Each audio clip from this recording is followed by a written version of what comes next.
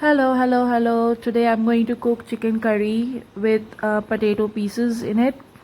And if you see, I have already started my recipe.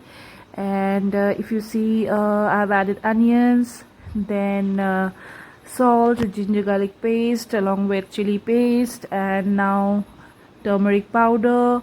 I've added some chili powder and oil. That's it. Now I'm going to mix all of them together for some time, and post that I'll start adding chicken pieces. Now this time I have added leg pieces of chicken, and if you see, these chickens are nice and tender because they are the leg pieces, and I've got them from Zepto. I've washed them nicely. Now I'm adding them one after another, and I'm doing it with my hands so that all the masalas get into these chicken pieces well. After marinating, you can keep them in fridge, but since I didn't have that much of time, so I have started cooking after mixing them well. And you just have to do nothing now. Nothing to add except the potatoes. You just have to flame on your burner, and there you go.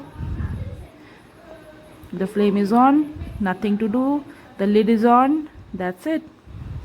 Cook for some time in high flame. Now you put it off and see the gravy is below. You have to actually mix the gravy well with the chicken for some time. Yes, and again you will close it for some time so that the gravy gets dried out and the oil oozes out. And you'll see the potatoes are getting fried on the another pan, and they are already fried and ready to mix with the chicken pieces.